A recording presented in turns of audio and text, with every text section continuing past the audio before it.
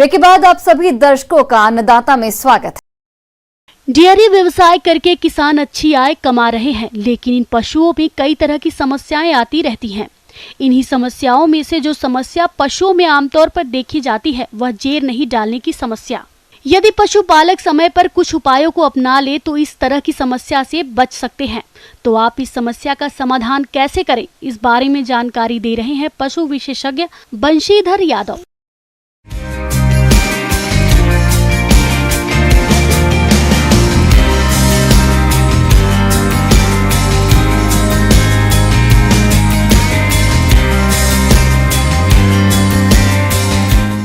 गाय और भैंस जब ब्याती है उसके 4 घंटे से लेके 8 घंटे के बीच में उसकी जेर गिर जानी चाहिए। पर कई बार क्या होता है, शरीर में कैल्शियम की कमी से, हार्मोनल कमी से वो जेर गिर नहीं पाती है, जिससे जानवर आगे इन्फेक्शन होने के चांसेस रहते हैं, संक्रमण होने के चांसेस रहते हैं। सामान्यतः पशुओं के ब्याने के लगभग 4 से 5 घंटे में जेर स्वयं बाहर निकल जाती है, लेकिन कभी कभी ऐसा देखने में आता है कि ब्याने के बाद पशुओं में कई घंटों तक यह बाहर नहीं निकलती, जो कि गर्भाशय के अंदर अनेक प्रकार के विकार उत्पन्न कर देती है। इससे उत्पादन पर विपरीत प्रभाव पड़ता है। ब्याने के 8 से 12 घंटे तक जेर यदि अपने आप नहीं निकलती तभी इसे जेर का रुकना माना जाता है। जेर न गिरने के कारण। पशुओं में जेर अटकने के कई कारण हो सकते हैं, जैसे गर्भपात, संक्रामक रोग, पोषक तत्वों का असंतुलन, समय से पहले प्रसव के कारण पशु का जेर नहीं गिरता। अब वो जेर क्यों नहीं गिरती है? जेर नहीं गिरने के भी कई कारण होते हैं। कईयों में कैल्शियम की कमी से नहीं गिरती है, कई में हार्मोनल डिफिशिएंसी होती है, कईयों में मिनरल्स की डिफिशिएंसी होती है, उसकी कमी की वजह से वो जेर नहीं गिरती है। इसलिए पशुपालक भाइयों से निवेदन है, भाई समय समय पर इनको पशु आहार के साथ में कैल्शियम, साल्ट ब्रिक्स वगैरह ये भी समय समय पर देते रहें, जिससे उनमें कैल्शियम की पूर्ति होती रहेगी। तो जानवर न बीमार होगा, टाइम पर जेर भी गिरेगा और ज्ञापन होने में दिक्कत नहीं आएगी, समय पे बोल जाएगा वो। जेर न गिरने के लक्षण। गर्भाशय से बाहर जेर का लटकना देखा जा सकता है। पशु द्वारा पेट पर बार बार पैर मारना तथा दर्द का अनुभव करना, बुखार होना और दूध की मात्रा एकदम कम हो जाना, पशु का जेर रुकने के कारण पशु का बेचैन होना, पशु का बार बार बैठना तथा उठना, पशु का सुस्त होना जैसे लक्षण देखने में आता है। पशुओं में जेर रुकना एक बड़ी समस्या है। इसका समय पर समाधान करना बेहद जरूरी है। आज के समय में पशुओं का जेर गिराने के लिए कई उपाय अपनाए जाते हैं, परंतु सही और सुरक्षित उपाय पशु विशेषज्ञ से जानना जरूरी है। उपचार में गाँव में एक 10 मुड़ा काढ़ा आता है, वो पिला देते हैं। थोड़ा गुड़ और अजवाइन का पानी होता है, गर्म करके वो भी पिला देना चाहिए। थोड़ा हींग आती है तो हींग भी दे दे या 2 लौंग दे देते, उससे भी जेर गिर जाती है। कई बार क्या होता है कि जानवर ज़्यादा टाइम निकल जाता है, जैसे 4 से 6 घंटे, 8 घंटे भी निकल गए तो फिर वो जेर नहीं गिनती है, तो फिर तो निकट के पशु चिकित्सक को दिखा के उसकी जेर को निकलवाना ही पड़ता है। अब जेर के लिए सबसे पहले दवाई, ये जो देसी उपचार लोग करते हैं, उसके बाद में अपन लोग जैसे पशु चिकित्सक आएगा तो उसको जेर को अंदर से रिमूव करेगा, हटाएगा, धीरे धीरे उसको बाहर लाएगा, उसके कोटिलिडन्स को छुड़ा के एक को। उसके बाद में उसके इंजेक्शन वगैरह भी लगाएगा, एंटीबायोटिक भी देगा, साथ में उसमें इन्फेक्शन नहीं हो तो उसमें कोई दवाई भी छोड़ देता है। अब जानवर के जब ब्याती है तो गाँव में कहते भाई आदो जापो माए नीचे, मतलब ब्याने के बाद में जब तक जेर नहीं गिरती है जानवर पूर्णतः ब्याया हुआ नहीं माना जाता है, जब तक उसकी जेर की सफाई ढंग से नहीं हो जाती है। इसलिए जितना ब्याने के बाद में उसका उपचार किया जाता है वो पूरा उपचार करवा लेना चाहिए, तभी वो जानवर दूध पर भी आएगा, समय पर बोलेगा और बोलने के बाद में समय पर गर्भधारण करेगा। पशुपालक भाइयों से मेरा निवेदन है, भाई 4 से 6 घंटे, 8 घंटे तक इंतज़ार कर ले, वरना नहीं जेर गिरने पर नज़दीक के पशु चिकित्सक को दिखवा के हॉस्पिटल में जाके और उसका उपचार करवाए और आगे भी उसका ध्यान रखता रहे, जिससे टाइम पर वो जानवर ताव में भी आएगा और ताव में आने के बाद में वो गर्भधारण भी करेगा। कभी भी जानवर गर्भधारण कर ले तो उसके 60 से लेकर 90 दिन के बीच में उसका गर्भ परीक्षण जरूर करवा लेना चाहिए, जिससे ये श्योर हो जाए भाई अपना गाय या भैंस ब्याएगी। कई बार पशुपालक ये देखता है भाई ब्याएगी, वो 6 या 7 महीने बाद में कभी गर्भधारण चेक करवाता है तो पता लगता है वो तो खाली रहेगी, तो खाली रहने से उसको चारे की समस्या, आर्थिक नुकसान बहुत ज़्यादा होता है। ब्रेक के बाद एक बार फिर से आप सभी दर्शकों का अन्नदाता कार्यक्रम में बहुत बहुत स्वागत है।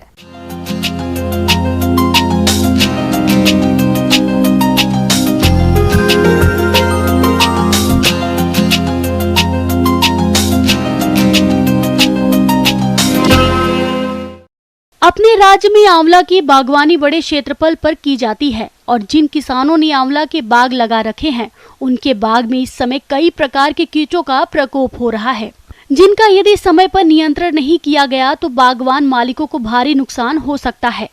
तो आप समय रहते आंवला के बाग में कीटों का नियंत्रण कैसे करें, आइए जानते हैं बागवानी विशेषज्ञ डॉक्टर प्रमोद गुप्ता से।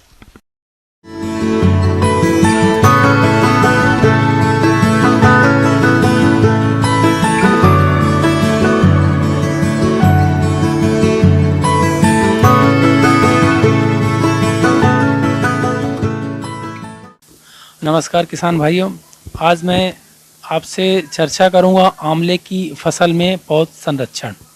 आंवला बहुत ही एक उपयोगी फसल है और पूरे भारत में क्या पूरे विश्व में इसकी जो है डिमांड है। समस्या वहां जाती है जब हम देखते हैं कि इसमें कीड़े मकोड़े बीमारी इन सब का जब जो है अटैक होता है। किसान भाइयों, आंवला के बाग में छाल भक्षक कीट का प्रकोप अधिक होता है। यह कीट पौधों के तनों में घुसकर उसकी छाल और तना को खाकर नुकसान पहुंचाता है, इसलिए इस कीट का समय रहते नियंत्रण करें। पौधे हमारे तैयार हो गए तो पौधे में सबसे ज़्यादा मेजर समस्या जाती है हमारी जो भी है, सबसे बड़ी समस्या है इंदरबेला की जो भी है। किसान इससे हतप्रभ है और बहुत ही परेशान है। जब ये कीड़ा जो है रात के समय में एक्टिव होता है जो भी है और पूरी जो है उसके तने को कुतरना शुरू कर देता है और उसकी जो बीट होती है पूरा पौधे के ऊपर से लेके नीचे लड़ी बना के पूरी दिखने लगती है, उस जाली के रूप में दिखने लगती है जो भी है।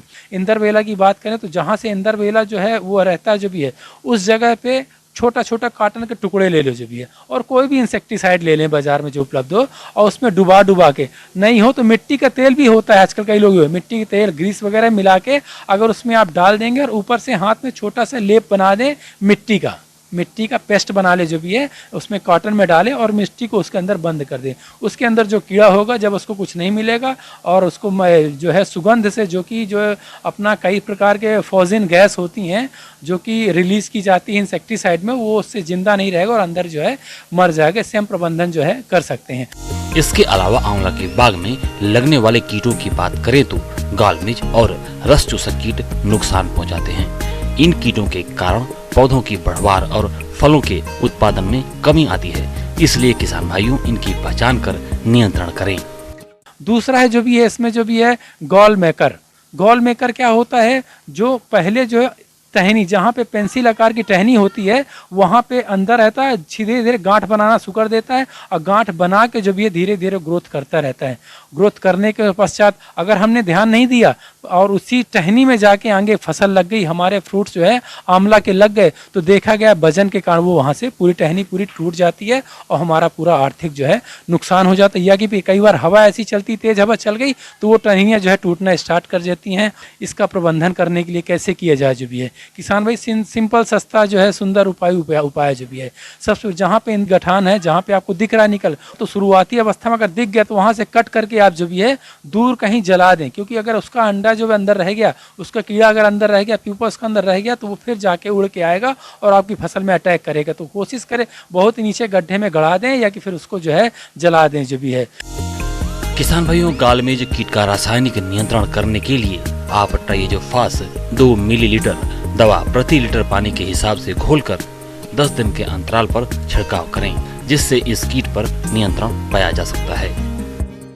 कई बार क्या होता देखा गया है जो भी है माहू का अटैक जो है होता है, कब होता है जब मॉइस्चर वगैरह की जो है उस समय ह्यूमिडिटी थोड़ा सा कम हो जाती है। तत्काल आप जो अगर पौधे की पहुंच तक हैं तो उसमें इमिडाक्लोरपिड या कि थायोमेथाक्साम एक पंप में मिला के जो भी है आप स्प्रे करा देंगे तो माहू की समस्या जो हमारी जो है हमेशा के लिए जो है खत्म हो जाएगी।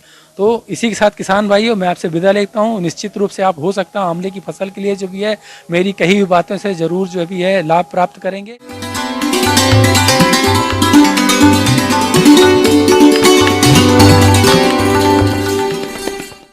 आइए जानते हैं अन्नदाता निःशुल्क फोन के माध्यम से पूछे गए समस्याओं का समाधान। अन्नदाता निःशुल्क फोन संपर्क सेवा के माध्यम से पूछे गए प्रश्नों में से आज हमने जिस प्रश्न को कार्यक्रम में शामिल किया है उसे पूछा है ग्राम आसपुर जिला पाली के कृषक अमन कुमार ने। आप बरसात के मौसम में बकरियों की देखरेख और प्रबंधन के बारे में जानकारी चाहते हैं तो अमन कुमार जी आपकी जानकारी के लिए प्रस्तुत है कार्यक्रम का ये अंश।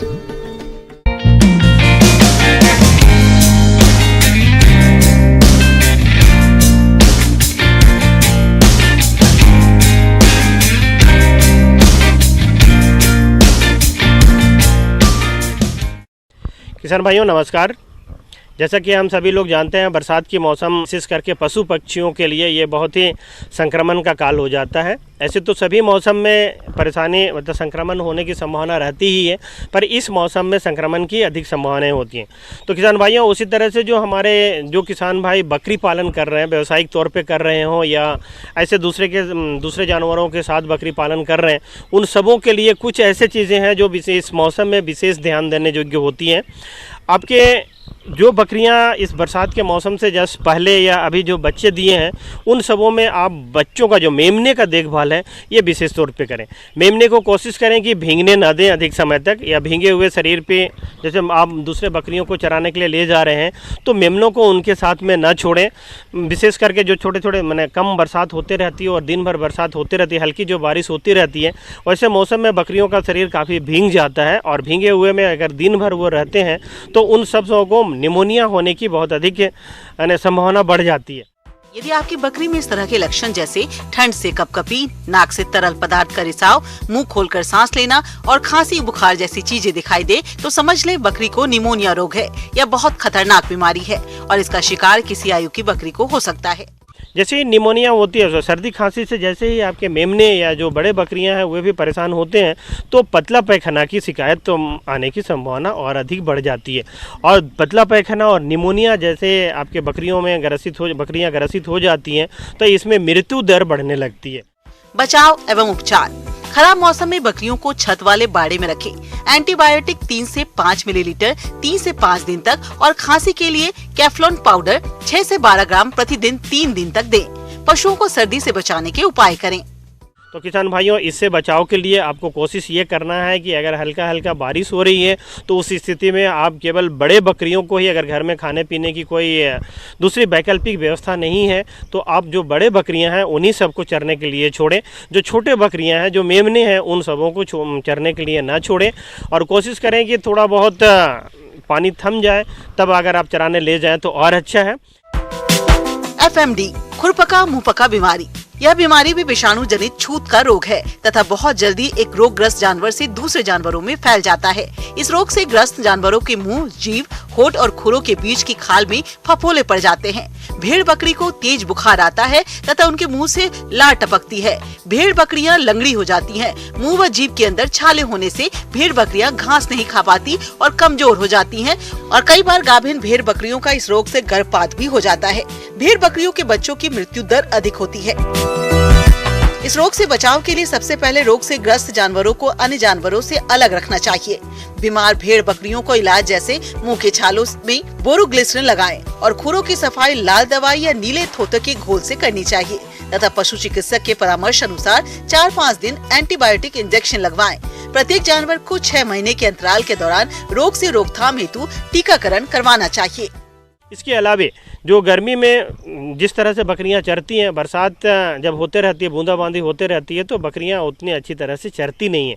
तो ऐसी स्थिति में उन सबों का शारीरिक वृद्धि को कायम रखने के लिए, मेंटेन करने के लिए आप चराने के अलावे 30 से 40 ग्राम छोटे बकरियों में और बड़े बकरियों में अगर 50 से 100 ग्राम दाना मिश्रण, जो संतुलित दाना मिश्रण बनता है, उसकी व्यवस्था कर पाएँ तो ऐसी स्थिति में आपके बकरियों का जो ग्रोथ रेट है वो भी मेंटेन रहेगा और साथ साथ उनकी जो प्रजनन क्षमता है, जो आपकी मादा बकरियां हैं, उन सबों में जो प्रजनन क्षमता है उसको भी आप बनाए रख सकते हैं।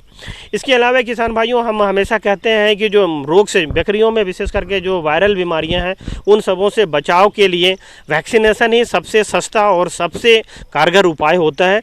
इसी कारण जो किसान भाई अभी तक भी PPR और इंट्रोटॉक्सिमिया का वैक्सीन नहीं लगाए हैं, कृपया करके जितनी जल्दी हो सके 15 से 20 दिनों के अंतराल में PPR और इंट्रोटॉक्सिमिया की वैक्सीनेशन अवश्य करा लें। अधिक बरसात के दिनों में वैक्सीनेशन न करें। जिन सब दिनों में बरसात थमने की संभावना है उन सभी दिनों में आप वैक्सीनेशन के दिन के लिए चुनाव करें। तो इन सबों को किसान भाइयों, अगर इस छोटी छोटी बातों को आप ध्यान में रखेंगे तो आपकी बकरियां स्वस्थ रहेंगी। आप उनको मरने के लिए भी बचा सकते हैं, साथ साथ उनके जो शरीर वृद्धि दर है या फिर जो भी आप उनमें वांछित लाभ चाहते हैं वो निश्चित तौर पर प्राप्त कर सकते हैं।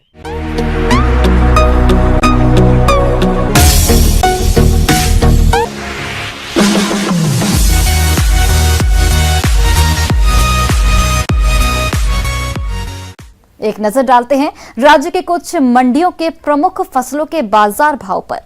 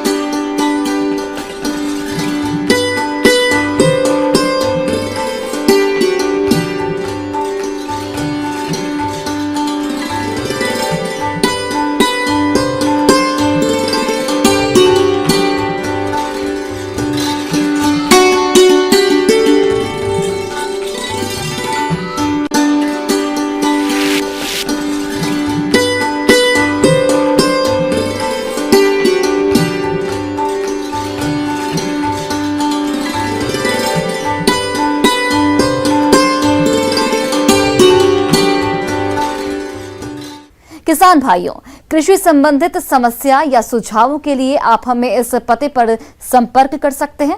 Producer Annadata, news 18 Rajasthan, Ramoji film city, Hyderabad 501512। साथ ही आप हमें ईमेल भी कर सकते हैं। हमारा ईमेल आईडी है p18annadattarajasthan@news18.com। इसके अतिरिक्त आप हमें निःशुल्क हेल्पलाइन नंबर 18008892 पर सोमवार से शनिवार सुबह 10 से शाम 4 बजे के बीच संपर्क कर सकते हैं। अब समय हो रहा है आपसे विदा लेने का। कल फिर से आपसे मुलाकात होगी कृषि से जुड़ी महत्वपूर्ण जानकारियों के साथ। नमस्कार।